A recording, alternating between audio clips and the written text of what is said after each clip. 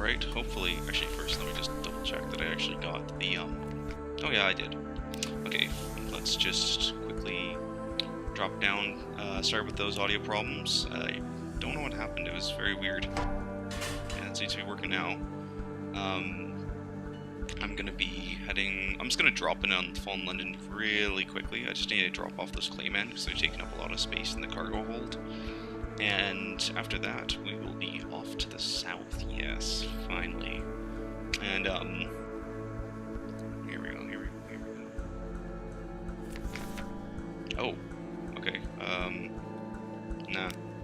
Okay, sorry about that. First, deliver ashore. One by one, they rise, uncomplainingly, with no trace of stiffness or discomfort from the long voyage. The ship resounds beneath their heavy tread. A shroom yard manager waits on deck, tapping her foot. About time, she says. Here's your payment. Come along now, you. There's a good construct. Excellent. I'm gonna pick up a couple, even though I know I don't like to buy fuel from London. In this case, it's better to have a buffer, because I do know that the ship burns a lot of fuel, a lot quicker than normal. So, and I really need to just get to the canal as quickly as possible. The whole idea is, I think you need 22 fuel just to get there. The funny thing is, there's a fair amount of instances in this game where it'll say, oh, you need this much fuel or whatever, and then, or you'll need this much of whatever, and then you won't actually need that much. It's more like it's a requirement to have that. Oh god, ice the deck, yeah. Oh good, I can lose terror from that. That's really nice. Sorry, I never read that. I was just trying to get through it as quickly as possible. Looks like that guy hit a beacon, maybe? No? No, looks like he was just sitting there. Oops. Okay. The chairman's sack. The chairman's fellow is drinking in the pub. No good deed. Orla's little birdie? Well, there's a thing. You have my patron's thanks, and here's your reward for what was promised and well deserved.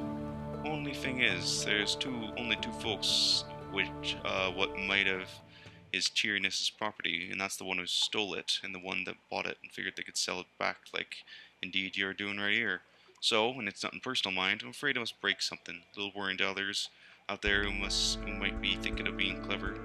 Tell us, how about we make it fair? Use the coin. Heads or legsies. Flips. Aye, almost to the rafters. Rather than waiting for it to fall, you punch him hard in the face. The pub's clientele grumbles, but soon you are mollified by free drinks all around. Paid for with the money in the chap's pocket, of course, leaving little for yourself. Oh. Sure. And the third delivery. Oh dear lord. Your final assignment awaits. A life that was never lived. Mr. Sachs is staring at a small wooden box as you enter the hold. Inside, wrapped in a few pitiful scraps of velvet, is a lock of blonde hair and a set of teeth, carefully polished, barely used. The winter was harsh, the fire went cold. Later, mother wished to forget. A convenient tragedy. God. God. Ugh.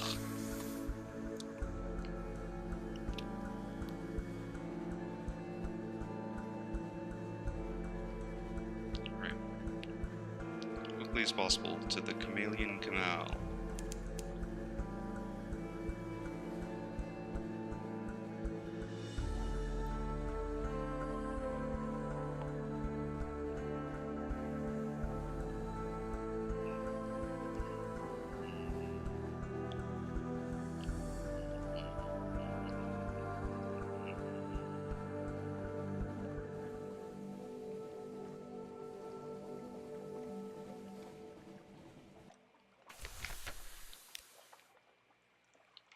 Report, and let's go to the surface. I need 2 supplies and 20 fuel. Okay. The sun is dangerous to Neath dwellers like your crew, but the surface has temptations. The coils of the earth, the engineers of the canal took advantage of existing caves and passages where they could.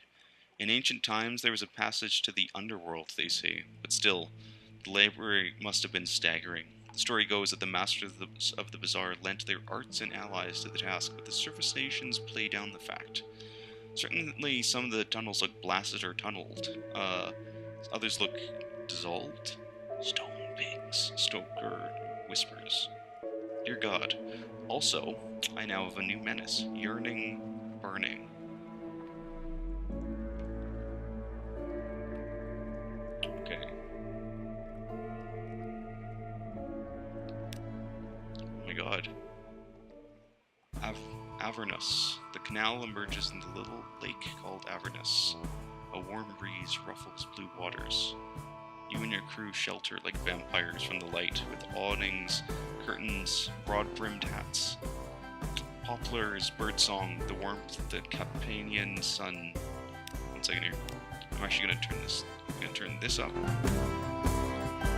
And just turn my volume down. There you go. Campanian sun. I don't have a mirror catch box anymore. Open it wide, let it bask in the sun. Okay, to Napolis. The last stretch of the canal runs overland to the bay by Barcoli.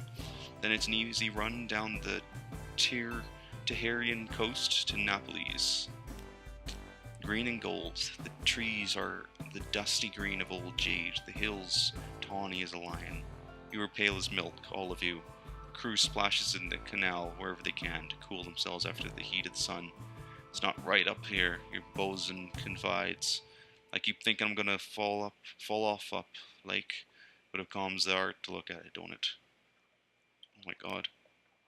So, even by night, the port of Napolis is alive with shouts and laughter and work songs, the roar of engines. Brick warehouses loom over the moon-dazzled bay. By day, you try to stay below decks. The sun hits like a hammer, and the wind always seems to come straight from the struggling sewers of the slums. I will not buy a plane ticket to Vienna. Parabola linen crumbles in sunlight. The mushroom wines beneath are not kindly received in the wine shops of Italy and France. Prisoner's honey loses all its virtue, but in the coffee houses of Vienna, dark drop coffee is the new sensation. It's not so far by train. You could travel by night. Purchase fuel, it's not so cheap, or supplies. Up here, food grows freely under the sun, and the taste of it will make neither weep. All the fruits, sailors lick their lips as the provisions come aboard. Warm rye breads, ripely blushing tomatoes, wheels of creamily irresistible cheese, cured hams that set the coxswain's nose twitching like a rabbit. You'll eat well tonight. I am going to be doing this several times. I apologize. This is the best way to get supplies, and so cheap. It's cheaper than fuel is, which is impressive. So I just gotta get as much as possible. One thing that kind of sucks, you can't actually see when you're filling up your hold, which really stinks. I'm gonna get 20 supplies though. I know that seems like overkill, but trust me, it's worth it.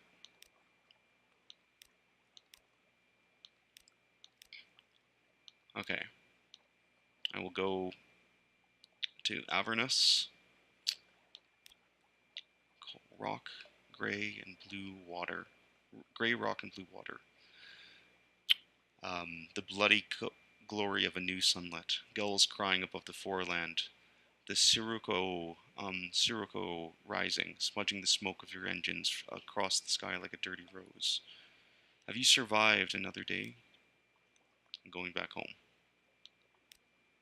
Okay, I have 1 fuel left. Oh dear God, please hope that I can get there in time. Damn it! All these visions of the surface. Okay, I'm gonna buy 1 fuel just because Okay, 2 fuel, just because I need it though. Otherwise I'm going straight down. Straight down, I say. Down to the Iron Republic.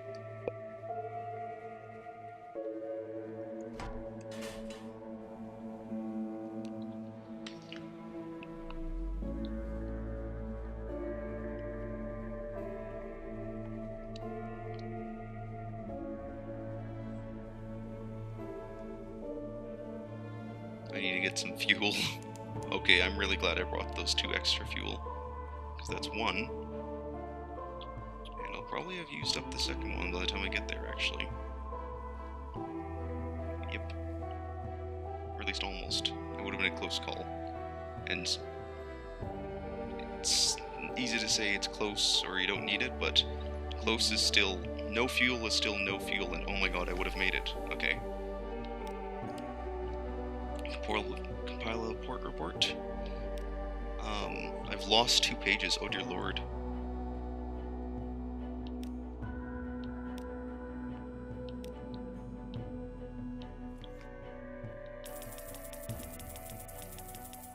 I think there's a place to sell Parabla linen.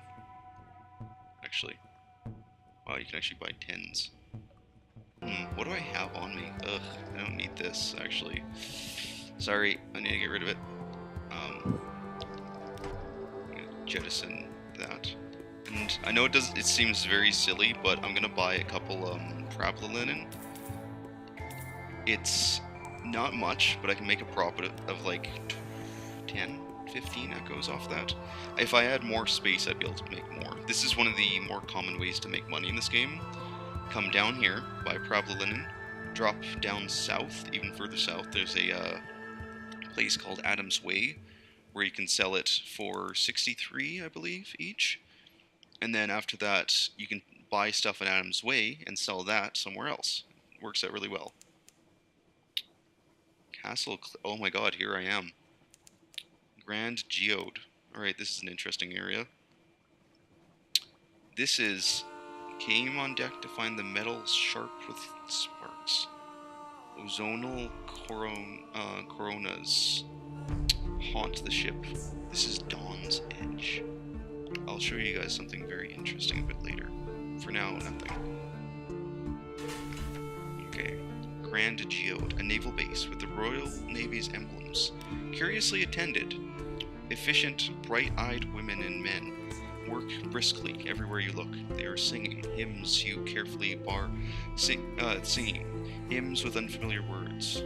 Hard-faced Royal Marines watch you carefully, barring entry to the Geode's heart. A plaque by the docks has been defaced with orange paint, but you can still make out the original inscription. Station 5, adjunct. Remember Station 3? Does the Admiralty know? Or want to know? Take discreet notes. The Marines are watching. There's nothing. Actually, I just want to read that description again. For the no shops, there is nothing available for you here. Perhaps once, but not now, and not for you. Oh, wow. Okay.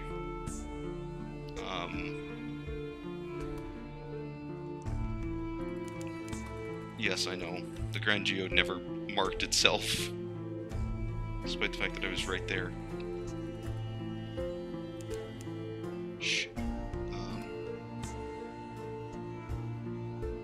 Here, we're on the southern edge of the map. Congratulations.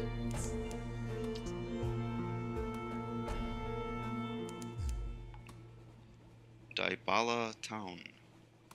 This place always reminds me a bit of like South. It makes me think of like South Africa or something. I don't know why. Oh yeah, diamonds. Duh. Carnelian Coast, far to the south. The Neath-Ruth glimmers above the mountain of light. Interesting. Oh! Behemostash. Behemostash. I won't be hunting him now, but maybe later. Alright, here we are. Submariner! Yes! The fierce philanthropist. Her house is built in the tall, porticoed, London style. Red... Oh god. I'm having audio problems again. Red brick and white plaster. Decorative iron railings. Painted black. Its mistress is the subject of intense colonial gossip. Independently wealthy, an industrialist daughter, a widow, unwelcome in London. What then does she want with you? An invitation arrives as soon as you are docked. Okay, I have to quit this again. I don't know why I'm having audio problems. This is really weird.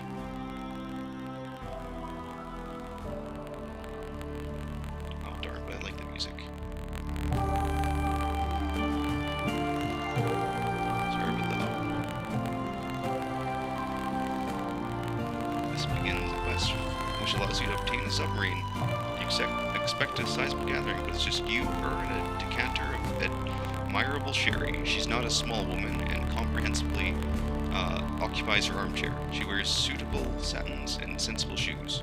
Her hair is impeccably curled. I've heard a number of shocking things about you, Captain, all of which I consider thoroughly promising. Her accent has a hint of Midlands melancholy to it. She must have spent much of her life on the surface. For a time, she asks questions about your travels and listens avidly to your answers. Then she gets down to business. A question, Captain. She tops off her sherry. Some years ago, the nations of the Neath struck an agreement to abandon their research in submarine travel and leave the Z-depths untouched.